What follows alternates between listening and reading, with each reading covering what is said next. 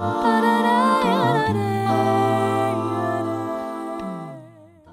my name is Alexa, and I'm here to tell you the good news. You can sing through your cold, flu, or virus. I'm going to give you about a dozen tips for getting through your cold since it's cold season, and I just got through 2 and managed to do a number of gigs while I was sick. It's a reality when you're a working singer. You're going to get sick. So here's how you get through it. First off, if you have laryngitis, if your vocal cords are severely compromised, yeah, you can't sing. So you're going to need to just use some common sense. I don't want you to ruin your voice, or create a situation that you can't recuperate from. However, a lot of the swelling and a lot of the pain and all that will not really affect your voice to the point where you can't sing and certainly can't fake it for an audience. So the first step is, a lot of people will say go to your doctor. Well, I mean, most of the time if you've got a virus, there's nothing they can give you to cure a virus, okay? The virus is going to work its way out of your body. If you've got a sinus infection or severe allergies or something like that, okay, go to your doctor. Also, if you're a musician, you may or may not have health insurance, as some people don't. So, again, use your common sense and take care of yourself, and you should be able to get through these things. So one thing I want to tell you, the most important thing I can tell you, do not take antihistamines, okay? This is going to dry out your vocal cords. I always feel like my vocal cords are like a barometer, and I can kind of tell what the weather's going to be based on how dry it out my voice is. So when you are really stuffed up in the head and you take a antihistamine, you may sleep like an angel, but you're going to wake up with almost no voice. So be very, very careful. Don't take any antihistamines. What you're going to need to do is really take a very natural approach. You're going to need to hydrate yourself a lot. That means drink a lot of water. Some water, get some honey, get some lemons, cut them up, and drink that all day long. You are going to also, I suggest, use some, I think ibuprofen. Again, I'm not a doctor, but I believe if you take some ibuprofen, the good news there is it's going to also help with any swelling. So that'll take some of the swelling down. Some throat coat tea. I like this stuff. To me, it's the slippery elm. That's the ticket right there. It's got some other stuff in there too, but this throat coat tea is very good, and you'll feel it in your throat. Obviously, lozenges are good. People have said non-alcoholic lozenges, so that's something to look for.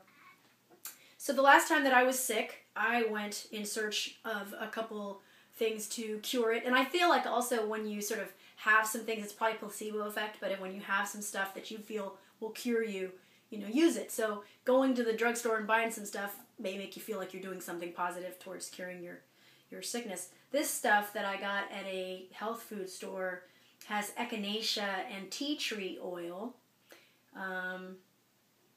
However, and it's also got some honey in it and some glycerin in it. It does also have some alcohol in it. But you know what? I used it on a gig where every winter I get sick, and I, on several occasions, have had to excuse myself during the 3rd set, it's a long gig, and go have a coughing fit somewhere else while the musicians play instrumentals. So I was very, very happy that this time, every time I started to feel like I was going to get a scratch in my throat and start to lose it, I would just duck down and spray this into the back of my throat, and it really worked. You might want to avoid the antiseptic sprays because antiseptic sprays are going to affect your control of your voice. The humidifier. This is critical. I run this sucker when I'm sick day and night. And this is, I got it for about $40 on Amazon. I make myself some chicken soup. I do not have a chicken to demonstrate, but I do have some garlic.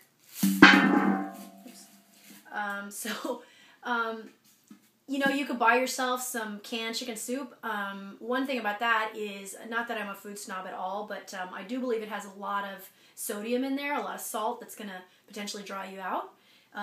I just swear by a chicken soup. Again, this might be my placebo effect, but I believe in the protein, I believe in the chicken fat. I always say it's like sacrificing a chicken to the god of sickness. But anyway,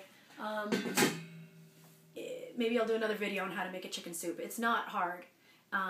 You need a timer, you need to watch the stove, because when you burn the crap out of a chicken, you're going to feel really bad. I actually tortured myself for years for burning a chicken. Just because I felt bad about it. I felt like it was so wasteful. But anyway, I'm older now and wiser. And I have a timer. Another thing, so you're going to want to get in the shower and not be doing what I'm doing. You don't want to be talking, okay? So maintain vocal rest, complete silence, okay? Get on social media and talk to your friends on Facebook. Do not talk in the real world. So stay on vocal rest. Get in the shower as many times as you need to. That's another way of steaming your voice, just like the humidifier is. And do some gentle warm-ups in the shower after you've had a couple of hours of vocal rest. Or even simpler, just a monotone hum.